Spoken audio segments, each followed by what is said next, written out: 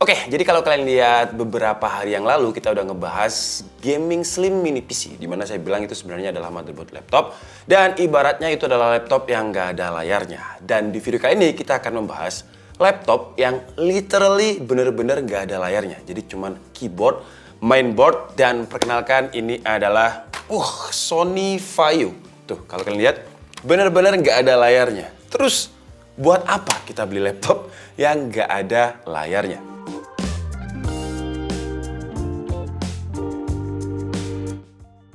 Kita anggap aja ini adalah video entertainment ya, karena saya nggak melihat sebenarnya fungsinya sebuah laptop terus layarnya dipotong, habis itu kita buat PC, kecuali layarnya udah rusak, terus kalian mungkin udah nggak perlu laptopnya dibawa untuk mobile, karena ini kalau misalnya kita bawa mobile ya nggak ada layarnya, kita harus bawa monitor. Ini kita mau experience aja, jadi kemarin ketika saya membahas gaming mini PC, tiba-tiba teman saya yang jualan laptop, servis laptop itu telepon, ini saya ada laptop yang literally memang benar-benar nggak ada layarnya, mau coba dibahas gak? Dan saya tertarik sih ya untuk membahas, siapa tahu di antara kalian itu laptopnya rusak, layarnya rusak, apalagi laptopnya yang mahal terus layarnya tiba-tiba rusak. Itu salah satu solusinya sebenarnya coba colokin aja ke external monitor. Kalau misalkan dia bisa, berarti yang rusak adalah screen atau layarnya. Dan ngomongin laptop yang ada di sebelah saya ini namanya adalah cukup panjang ya, namanya Sony Vaio, itu Sony Vaio SFE14 yang berarti 14 inch, terus kode belakangnya itu 11 AEW. Wah, panjang banget kayak namanya ya. Dan kalau misalkan kalau saya lihat di marketplace, nanti juga akan saya kasih di link pembeliannya di deskripsi. Kalau misalkan kita beli yang bener-bener proper, yang memang ada layarnya, normal, itu harganya sekitar 3,5 juta. Untuk prosesornya dia pakai Intel Core i5 generasi ketiga. Jadi masih pakai Core M ya, Intel Core i5 3210M dengan base clocknya 2,5 GHz. Untuk RAM bawaannya cukup menarik dari Sony Vaio ini. Jadi RAM bawaannya dia itu bukan 4 atau 8, jadi 6 GB. Jarang kan kita lihat laptop yang RAM-nya 6 GB kalau nggak barang PI atau barang distributor atau barang yang aneh-aneh kayak Sony Vaio ini. Terus untuk storage-nya sebenarnya dia pakai hard disk. Jadi hard disk bawaannya itu 750 GB. Kalau kalian lihat di secondan, yang jual secondan ada yang jual 1 TB, ada juga yang jual pakai SSD, dan walaupun ini nggak ada layarnya, tapi dia sekarang udah saya ganti pakai SSD biar nge-reviewnya cepet aja sih ya.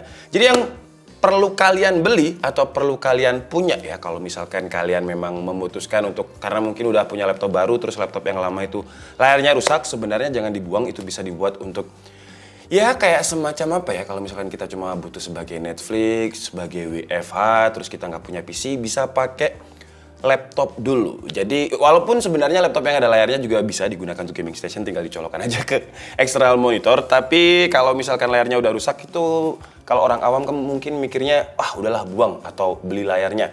Nah kalau misalkan belum punya layarnya, bisa dijadikan gaming seperti ini. Dan cuma butuh kayak semacam ini tablet holder namanya. Kalau nggak salah saya beli itu sekitar 300 atau 200 ribu, 100 ribu lah, lupa saya. Nanti linknya juga akan saya taruh di kolom deskripsi.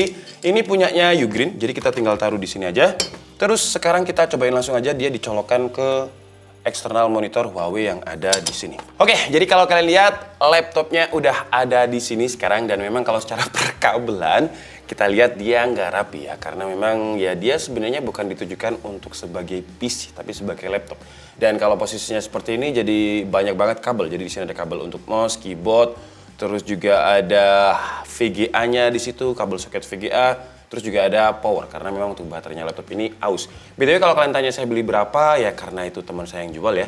Saya belinya ini cuma 200 ribu, tapi waktu itu nggak ada hard disknya, jadi saya nego. Harusnya nggak usah karena mau saya ganti SSD, dan sekarang dia udah pakai SSD, tapi SSD-nya SSD SATA 2,5 inch bukan SSD M.2. Jadi speednya sih sekitar ya 500 Mbps lah. Terus kalau kita lihat untuk spesifikasinya ini, ya ini saya pakai DXDX aja, nggak usah pakai CPU set. Jadi dia pakai Intel Core i5 3210M. RAM-nya kan sebenarnya 6 GB, cuman udah saya upgrade jadi 8 GB, dan storage-nya pun juga udah saya upgrade jadi hard disk, cuman Windows-nya tetap pakai Windows 7 karena saya coba pakai Windows 10 kayak terlalu laggy, jadi saya putuskan untuk pakai Windows 7 aja.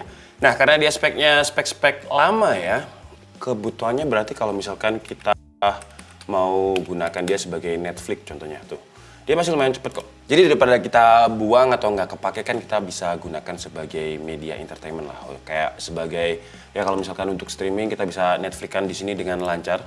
Tuh kalau kalian lihat kan lancar dengan Intel Core i5 generasi ketiga ini. Terus kalau misalkan kita buka tab lagi ya, contoh ya, Terus kita buka YouTube. Tuh, dia juga masih mumpuni ya untuk buka 2 video sekaligus antara YouTube dan juga Netflix. Nonton Liga Inggris di video, kayak gitu-gitu dia bisa. Cuman kalau misalkan Intel Core i5 ini digunakan untuk main game, nggak bisa ya. Kemarin udah kita coba pakai Dota, di situ dia juga kewalahan walaupun RAM-nya 8 GB pakai SSD karena prosesornya prosesor lama yang mungkin kalau dibandingkan dengan prosesor sekarang itu masih ya Intel Celeron lah, Intel Core i5 generasi ketiga ini. Terus saya coba untuk main Valorant, dia juga ngos-ngosan, nggak kuat. Jadi kebutuhannya kalau misalkan sebagai entertainment, habis itu digunakan sebagai WFH ya, tapi kalau WFH harus ada webcamnya ya, harus beli webcam karena ini layarnya nggak ada dan webcamnya laptop itu ada di atas layar, jadi ya nggak bisa. Dan kita kan sering review laptop retas itu pakai Batocera ya, cuman kemarin ketika saya cobain di sini dia nggak bisa, jadi nggak mau masuk BIOS sih. Dia nggak mau masuk ke BIOS, nggak mau switching ke Batoceranya. Jadi kalau untuk main game, ya kita juga nggak bisa kasih solusi pakai Batocera. Jadi bisanya cuma entertainment. Terus kalau digunakan untuk Microsoft Word, Office aja, ini Wordnya masih 2016 ya. Itu seharusnya masih nyaman-nyaman aja sih. Tuh. Ya, ini padahal 2 video di Microsoft Edge tadi kebuka, dia masih lancar. Intinya di retas kali ini buat kalian yang punya laptop tapi layarnya nggak ada dan nggak kepake, itu sebenarnya masih bisa dipakai ya. Cuman minusnya kalau seperti ini ya kita nggak bisa bawa dia mobile. Nggak mungkin kita bawa dia terus abis itu bawa monitor, nggak mungkin juga ya, itu repot banget. Tapi kalau kebutuhannya cuma di rumah, terus statis bener-bener di rumah, fungsinya bener-bener kayak PC, mini PC gitu bisa. Kalau untuk estetiknya ini kebetulan yang saya punya ini nggak estetik sama sekali ya, udah banyak stikernya di sini. Ini laptopnya Sony Vaio tapi dikasih stiker Lenovo. Terus ada rokok di sini ya. Thunderbolt 4 juga stikernya di sini, tapi ini bukan Thunderbolt 4. Ya, jadi gitu kesimpulannya di video kali ini buat kalian yang punya laptop yang rusak, lebih baik dicoba dipelajari dulu apa yang masih bisa dipakai gitu. Jangan kesusu, terburu-buru dijual atau terburu-buru. Karena kalau misalkan rusak kalian jual itu pasti harganya jatuh drop. Mending cari-cari dulu dibuat apa enaknya solusinya kayak gini kan. Ya kita bisa punya satu lagi PC di rumah yang kebetulan karena ini Intel Core i5 generasi 3. Jadi cuman untuk entertainment dan office aja, kebutuhan ringan. Tapi kalau punya kalian ROG generasi ke-12 misalkan ya, tapi layarnya udah rusak. Kalau kayak gitu kalian mending beli layar atau mending dibuat PC ya laptopnya ya. Coba kalian tulis di kolom komentar deh, saya juga penasaran. Oke, jadi cukup segitu aja video kita kali ini. Saya minta maaf kalau ada kesalahan dalam penyampaian informasi. Seperti biasa, kalian bisa mengkoreksinya di kolom komentar. Saya Diki Budi and see you on the next video. Bye-bye!